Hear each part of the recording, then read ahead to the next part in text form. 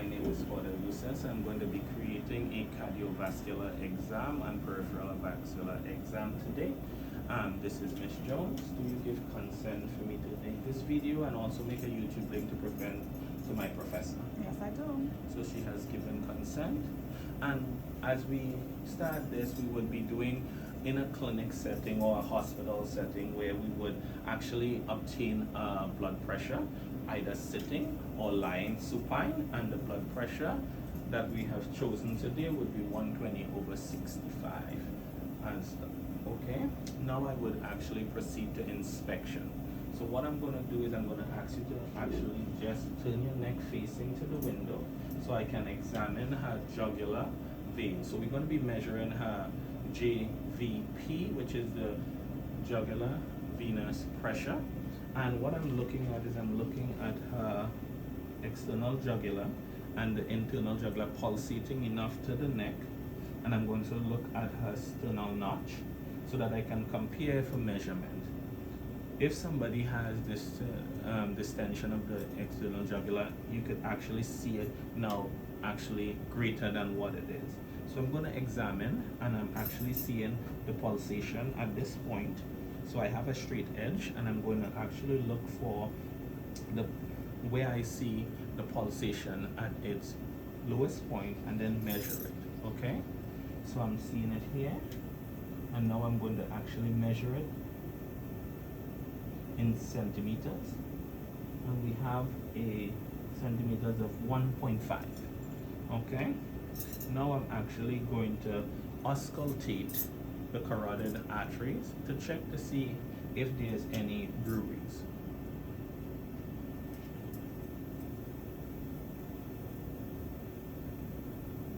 I will also auscultate with the bell of my stethoscope. And I will do this on both sides. Okay? Can you turn to me to see? Okay? And I would also auscultate with the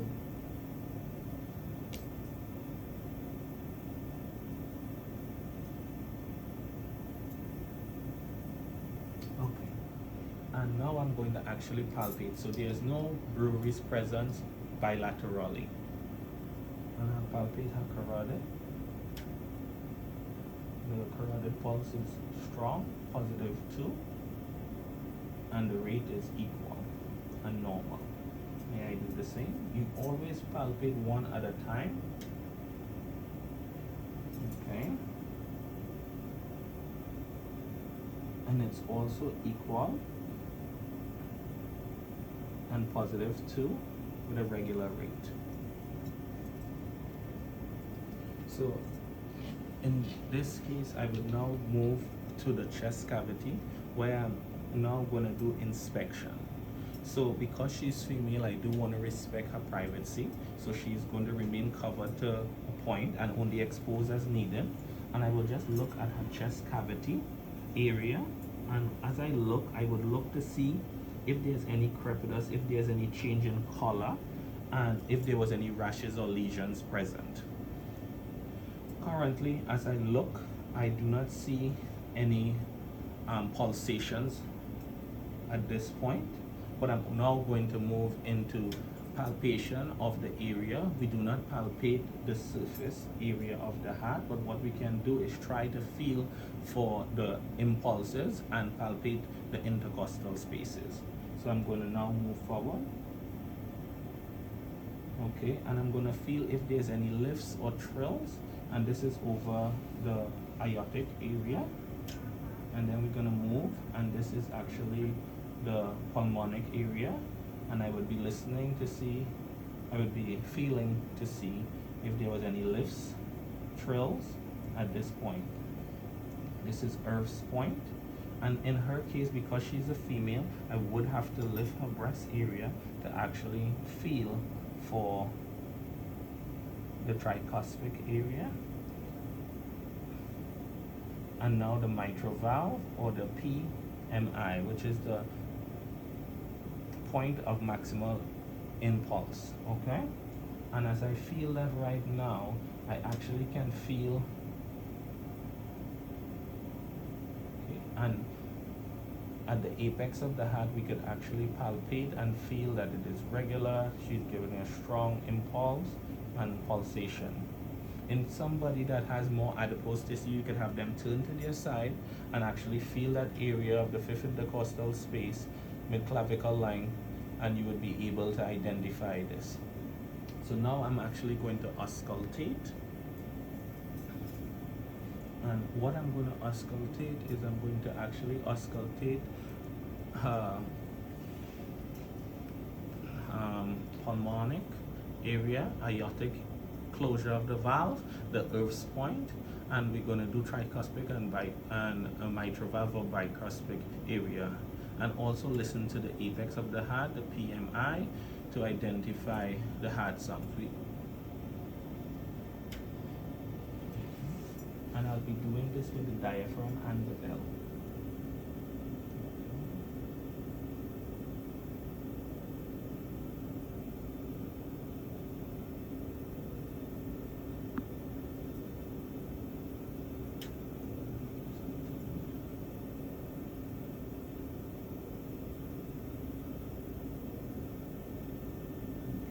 And I'm just going to repeat it with the bell.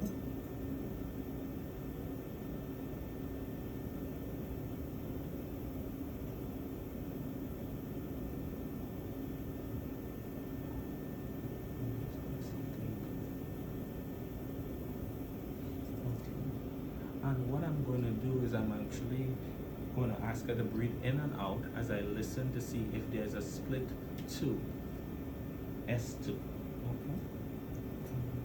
Just take a deep breath in and out for me. Okay. Okay. So no split 2 is identified at this time. I am now going to actually listen to have vascular sounds of the aortic, the iliac, the renal arteries, and the femoral arteries. Okay? So I'm going to do that with the diaphragm. Okay.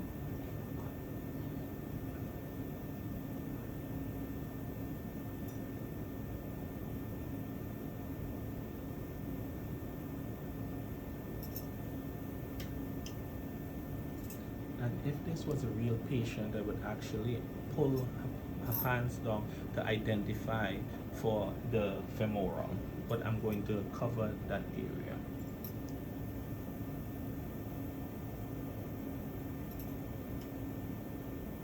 And now I'm actually going to do it with a bell. Okay.